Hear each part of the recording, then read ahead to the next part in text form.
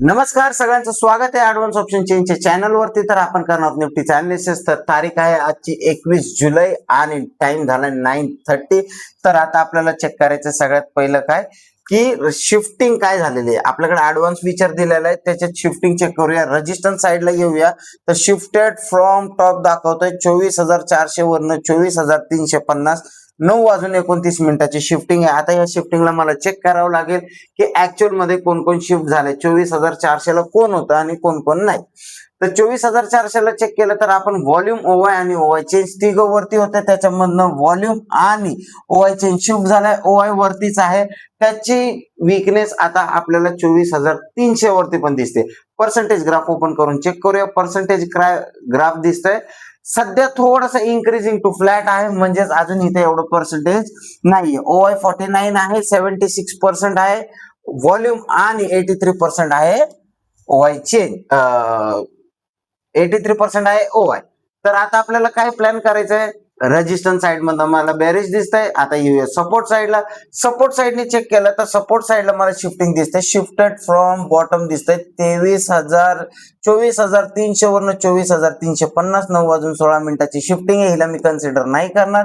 म्हणजेच माझा जो सपोर्ट आहे 24,350 ला, कुणामुळे तर व्हॉल्यूम आणि ओवाय चेंज त्याची वीकनेस मला दोन्हीची खाली दिसते। पर्सेंटेज ग्राफ ओपन करून चेक करूया 24,300 वरती काय।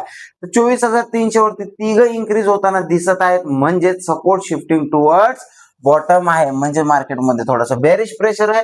बेरिश प्रेशर आहे कुठपर्यंत तर 24,300च्या सपोर्ट पर्यंत। आता त्याच्या खाली ओवायचा पर्सेंटेज दिसतोय 24,200 ला, तिथे पण मला चेक करायची गरज आहे का?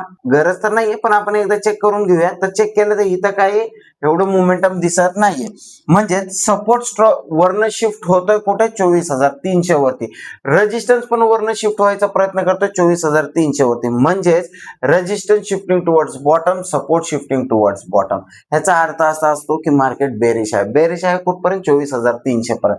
आता आपण ट्रेडचे प्लॅन काय करणार, पुढचा ट्रेड प्लॅन करायचा कुठून कुठून करू शकतो तर 24,350 चा रेजिस्टन्स, 24,400 चा रेजिस्टन्स भेटला तर जास्त सेफ।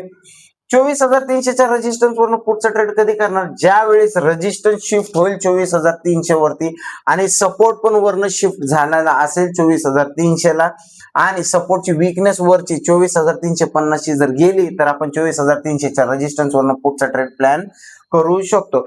सपोर्ट मध्ये जोपर्यंत वीकनेस येत नाही तोपर्यंत सपोर्ट 24,300 चा ब्रेक होण्याचे चान्सेस कमी आहेत। सपोर्ट मध्ये 24,200 ला जर वीकनेस आली तर मार्केट 24,250 च्या सपोर्ट पर्यंत ट्रॅव्हल करायची ताकद ठेवतो। व्हिडिओ आवडला असेल तर लाईक शेअर सबस्क्राईब करायला विसरू नका। भेटूया पोस्ट मार्केट मध्ये। धन्यवाद।